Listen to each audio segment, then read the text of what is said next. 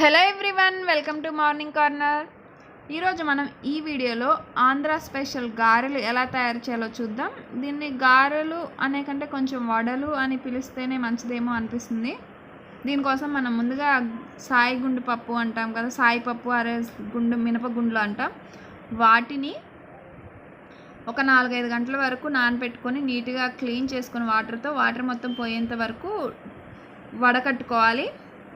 ఇలా వడగట్టుకున్న తర్వాత దీన్ని ఒక మిక్సర్ గ్రైండర్ జార్లోకి తీసుకొని గ్రైండ్ చేసుకోవాలి. కొంచెం పలుకులుగానే గ్రైండ్ చేసుకోవాలి. గ్రైండ్ చేసేటప్పుడు జాగ్రత్త, కొంచెం జారు జామ్ అవుతుందన్నమాట. ఇప్పుడు ఇందులో కొత్తిమీర కొంచెం వేయండి, అలాగే ఉల్లిపాయ కూడా వేసుకోండి, కొంచెం ఉప్పు, జీలకర్ర వేసి గ్రైండ్ చేసుకోవాలి. కుదిరితే కరివేపాకు కూడా వేసుకోండి, బాగుంటుంది.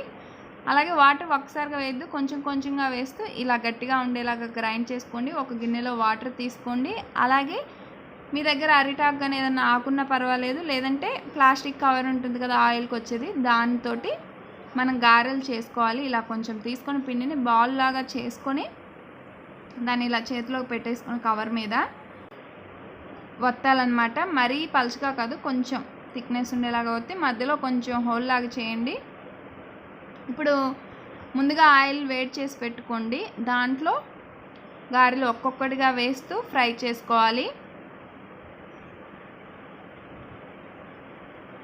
వేసేప్పుడు ఒకదానికొకటి అంటుకుపోకుండా చూసుకొని వేయండి. ఒకటి తేలిన తర్వాత ఇంకొకటి వేయాలన్నమాట.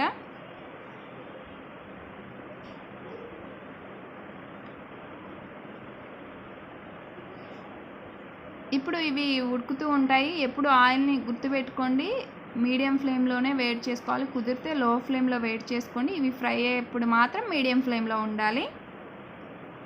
ఇవి కలర్ చేంజ్ అయిపోయాయి కదా, ఇంకొకసారి టర్న్ చేసుకోవాలి. దీనివల్ల ఇంకొక వైపు కూడా నీట్గా ఫ్రై అయిపోతుంది. మీరు హై ఫ్లేమ్లో పెడితే త్వరగా కలర్ చేంజ్ అవుతుంది, కానీ లోపల ఉడకకుండా పచ్చిగా ఉంటుంది. చూసారు కదా, ఇవైతే ఫ్రై అయిపోయి ఇంకా అడుగుకి వెళ్ళిపోతాయి అన్నట్లుగా అయిపోయాయి కదా. ఇంతవరకు ఫ్రై అయితే సరిపోతుంది. ఇలా చేయడం వల్ల కొంచెం గట్టిగాను, అలాగే పాడవకుండా ఎక్కువ టైం చాలా టేస్టీగా ఉంటుంది. ఇలానే మిగతావి కూడా చేయండి. మీరు కూడా ట్రై చేసి ఎలా ఉందో కామెంట్ బాక్స్లో కామెంట్ చేయడం మాత్రం మర్చిపోవద్దు. ఈ వీడియో కనుక మీకు నచ్చినట్లయితే లైక్ చేయండి, షేర్ చేయండి, సబ్స్క్రైబ్ చేయండి. సరికొత్త వీడియోతో మళ్ళీ కలుసుకుందాం. Thank you for watching.